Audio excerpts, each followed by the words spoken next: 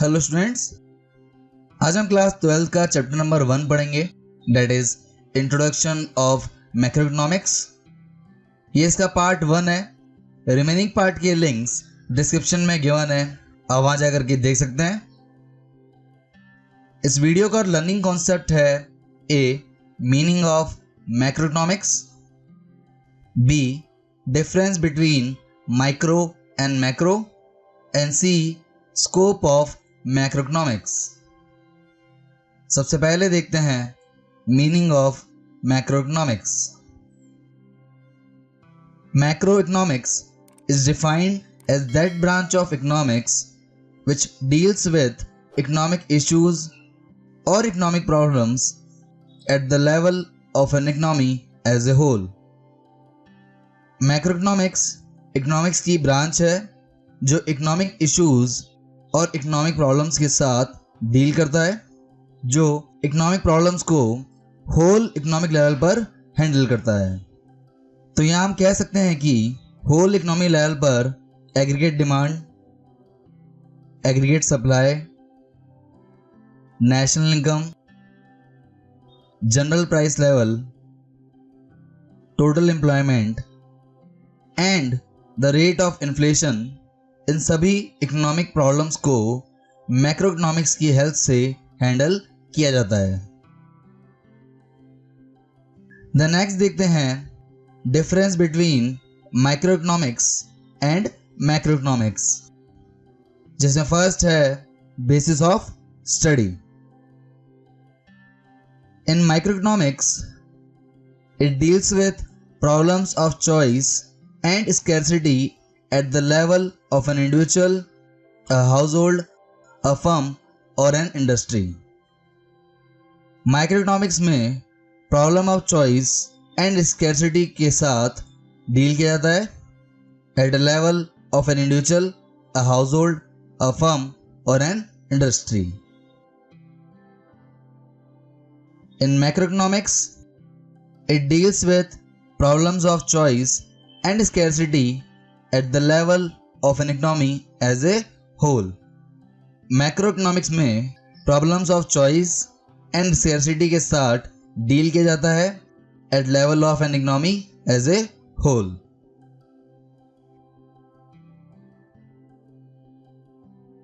The next difference है economic variables.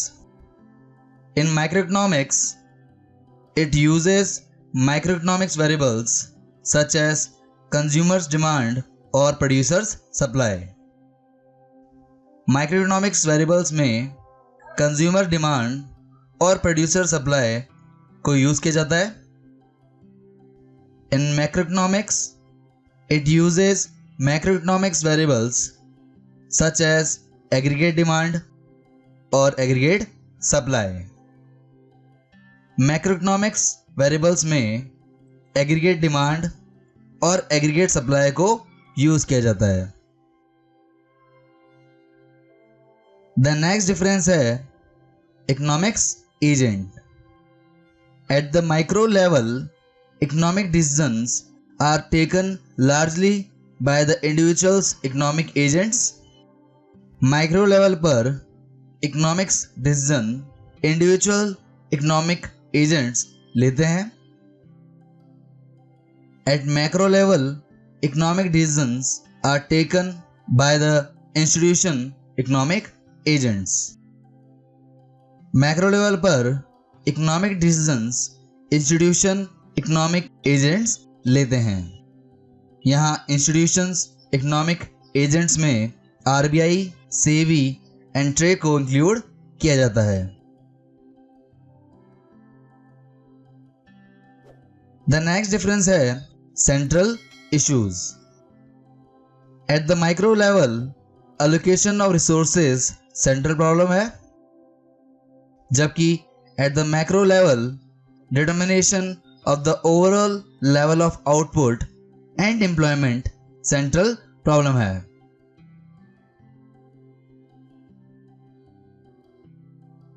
The next difference है micro-macro paradox. What is logical at the micro level may not be logical at macro level. For example, saving is good for an individual at micro level, but saving by all the people in an economy is not good at macro level. इसको हम diagram की help से समझते हैं. At micro level, money saving is good for an individual for future, but at macro level, saving money by all the people in an economy is not good for the economy, because सभी लोगों के saving करने से economy में demand कम होगी. Demand कम होने से production and employment level कम होगा, जिससे पूरी इकोनॉमी को लॉस होगा, जो इकोनॉमी के लिए अच्छा नहीं है. इसी सिचुएशन को माइक्रो एंड मैक्रो पैराडॉक्स कहते हैं. द नेक्स्ट देखते हैं स्कोप ऑफ मैक्रोइकोनॉमिक्स, जिसमें हम मैक्रोइकोनॉमिक्स में कौन कौन से टॉपिक्स कवर करेंगे उनके बारे में सीखेंगे.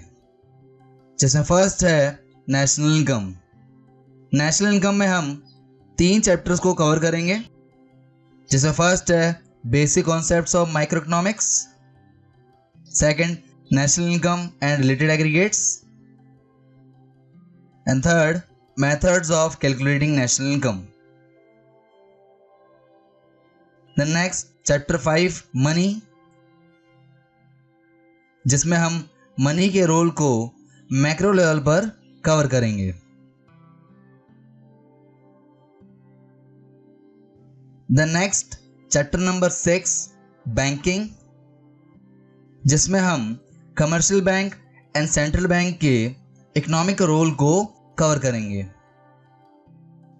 The next chapter number 7 aggregate demand and aggregate supply, जिसमें होल इकोनॉमी की डिमांड एंड सप्लाई से रिलेटेड टॉपिक्स को कवर करेंगे. The next chapter number 8 short run equilibrium output, and chapter 9 problems of deficient demand and excess demand के बारे में discuss करेंगे.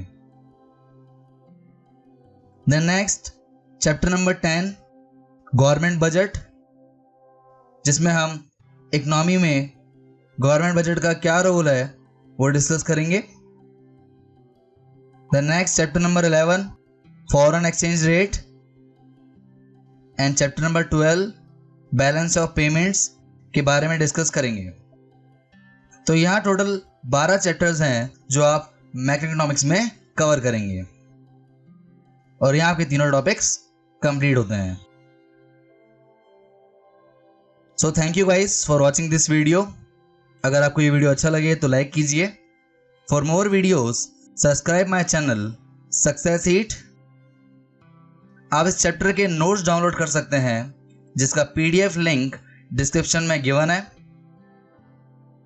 आप हमें फॉलो कर सकते हैं फेसबुक, इंस्टाग्राम एंड व्हाट्सएप पर for question, queries and updates के लिए, and click on bell icon for daily updates. Thank you.